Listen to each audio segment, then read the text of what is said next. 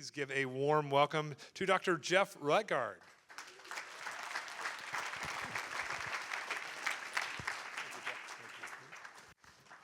Just to give you a little bit of background, our ministry is low cost, high impact, and life transforming.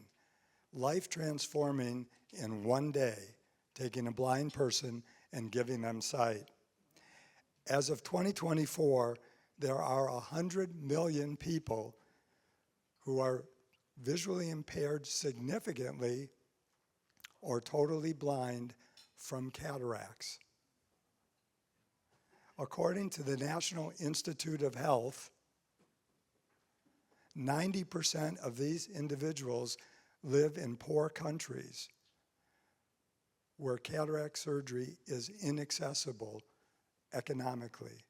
Because cataract surgery, even in poor countries, can be done by physicians in the large cities who charge thousands of dollars to the well-to-do, and the wealthy pay for it, but the poor never get it.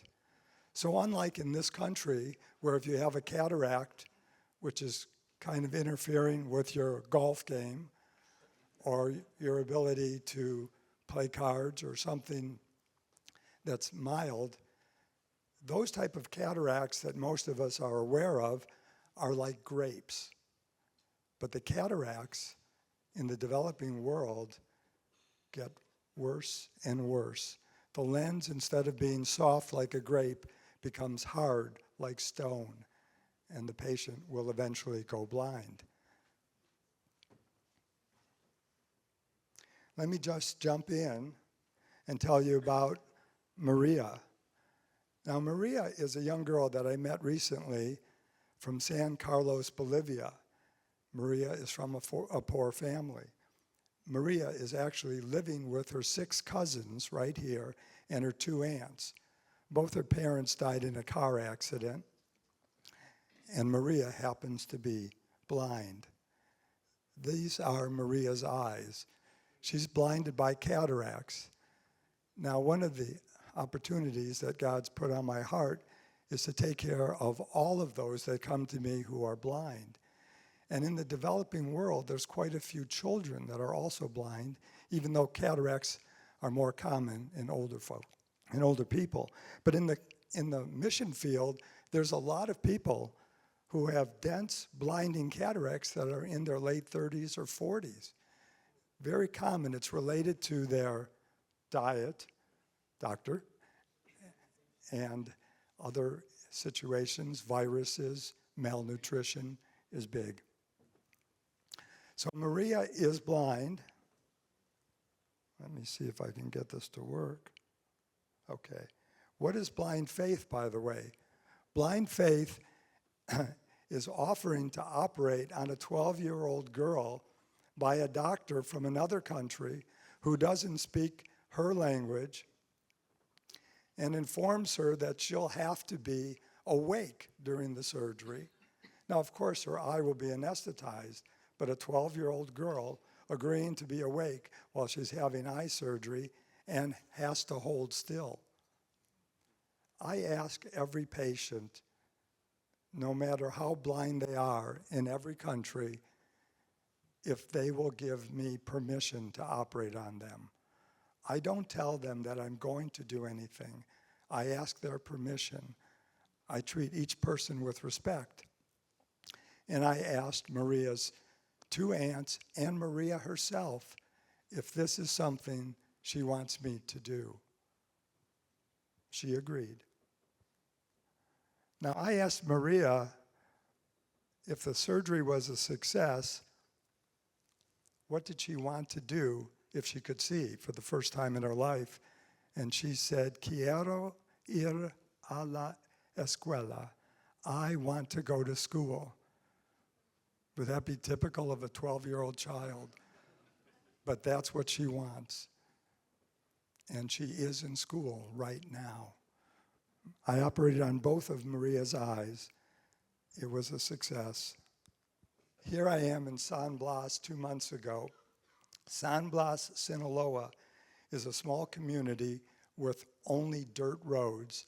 And across from the clinic, I took a photo of these two little children. It was about 95 to 100 degrees outside, and in their little one-room home, it was like an oven. So the children in this neighborhood play outside to cool off. Inside the clinic across the street, the clinic was built 60 years ago just to have doctors come down and help the poor.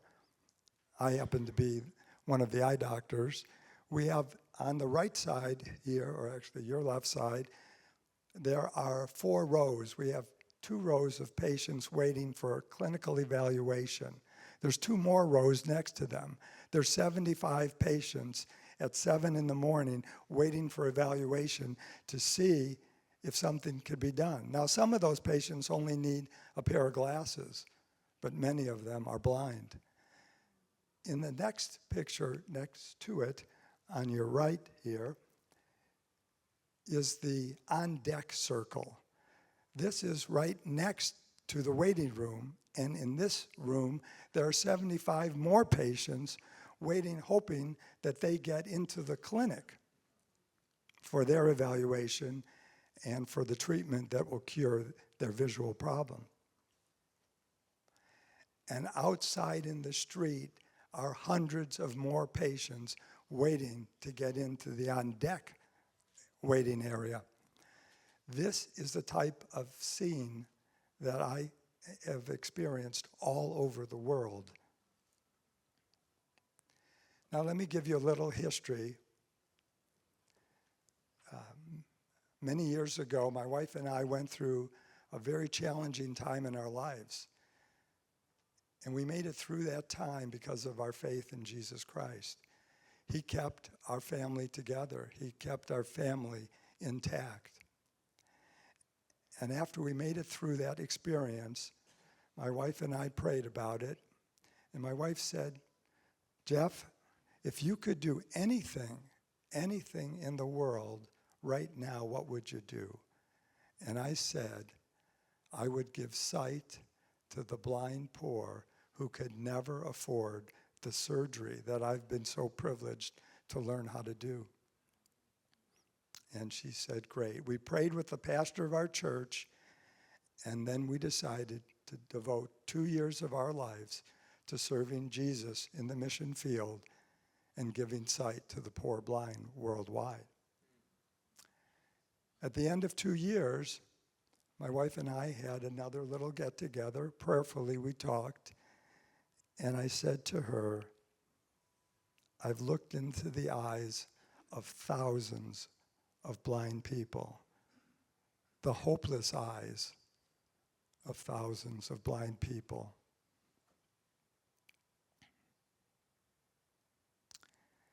And I know that we had plans. We had plans for our family.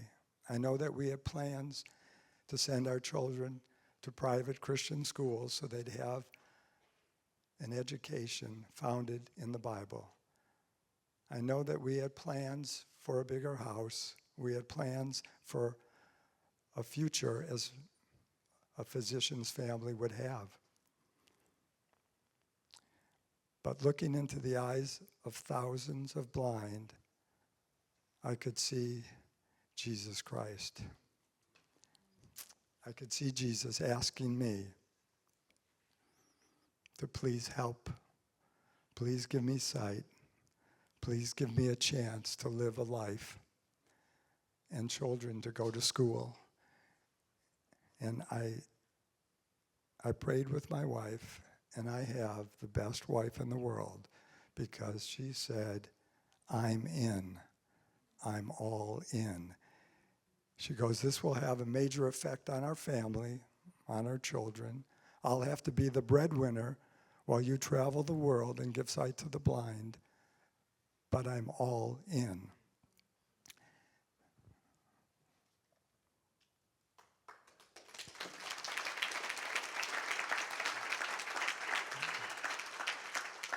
That applause is for my wife, Linda.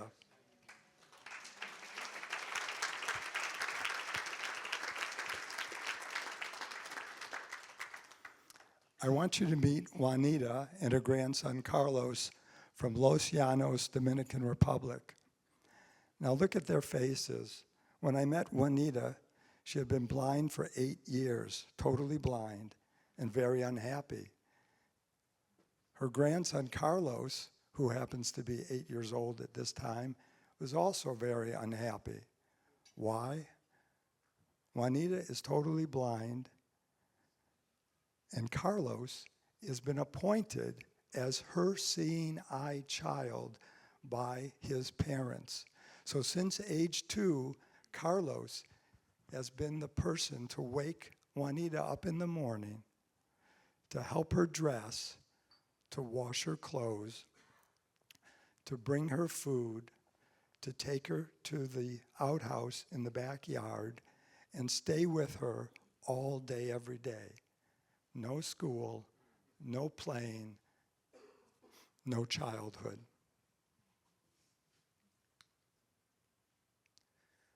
I had the privilege of operating on Grandma Juanita, and now Juanita sees Juanita is free. Now Juanita cooks for the family again. Juanita does the laundry. Juanita has a job doing the laundry for 2 neighbors, bringing in income to help pay for the food for the family. Carlos now is in school, and Carlos is enjoying what children should enjoy, the life of a child, and get to play with his friends.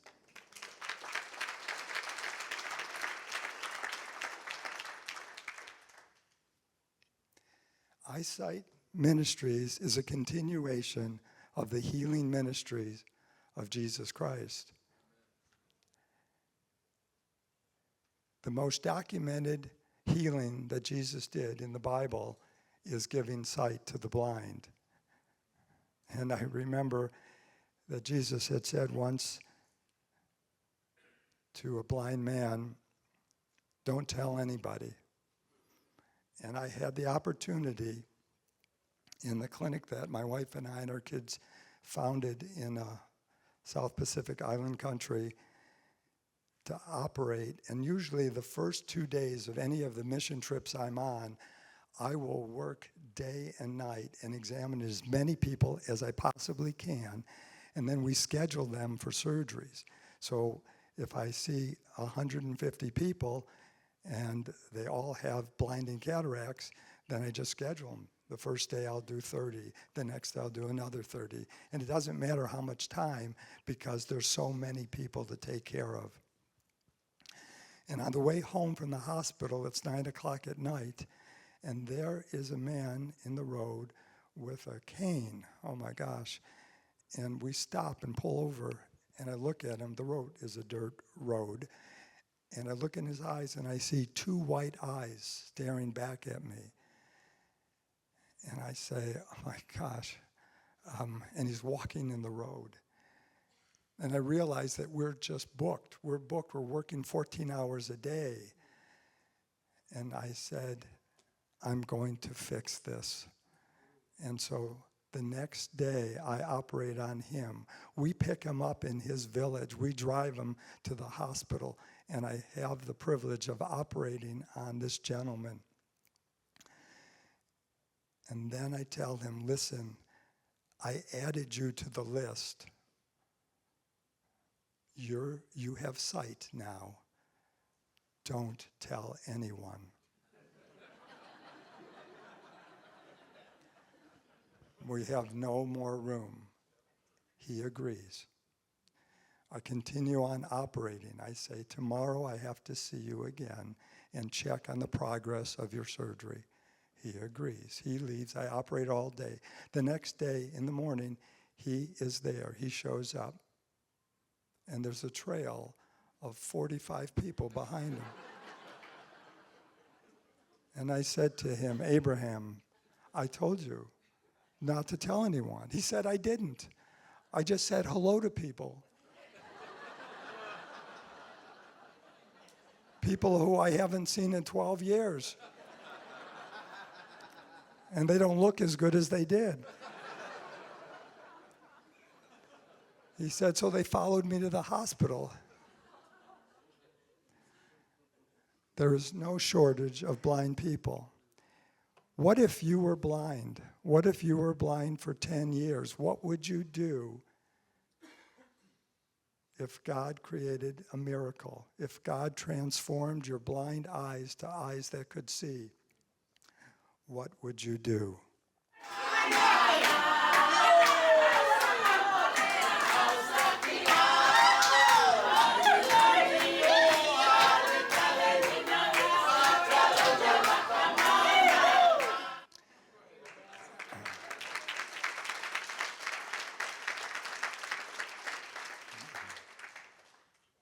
Those were 35 patients that had surgery the day before. Remember, my cutoff is 30?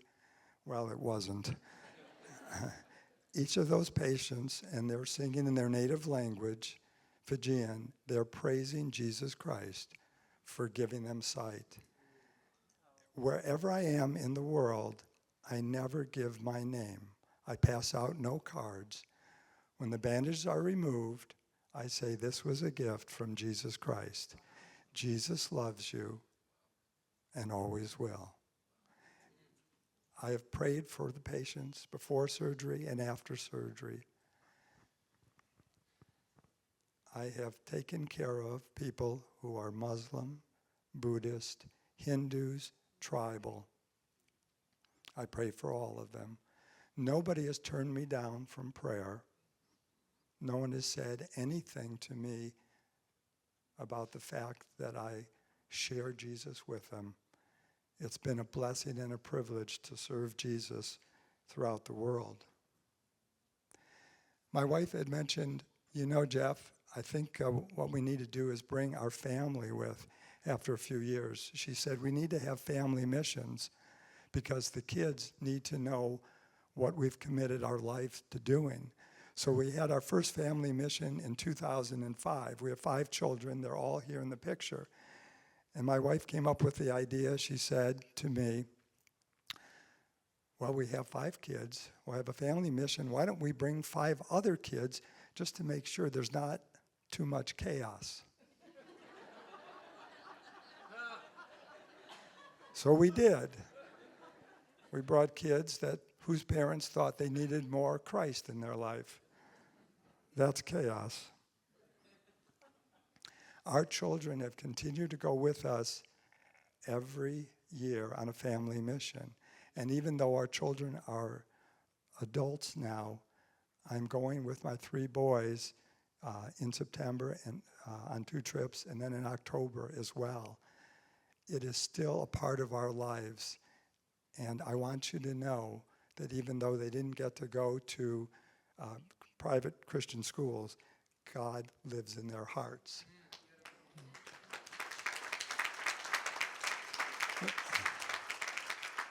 I'm just going to finish up quickly that we teach other doctors how to do the surgery that I've perfected, which is a different surgery. It's the surgery in the mission field. It's different than what's done at the hospitals. It's done without millions of dollars of equipment. We also bring pre-medical students, college students, and we introduce them to the healing ministry of Jesus Christ.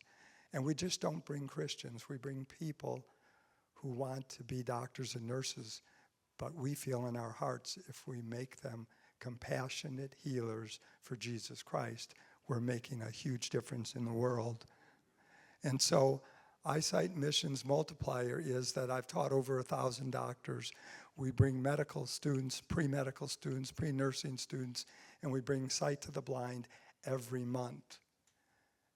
We need help with communications, marketing, social media, administrations, systems, an executive secretary and secretarial coordination.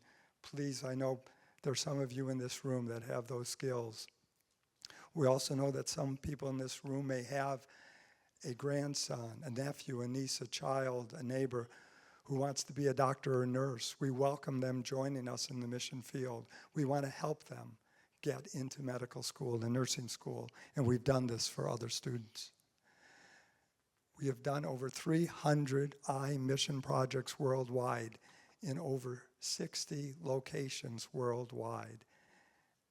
And God has given us the opportunity to do over 25,000 charity surgeries in his name. So thank you all. God bless you all. And thank you, Barnabas Group.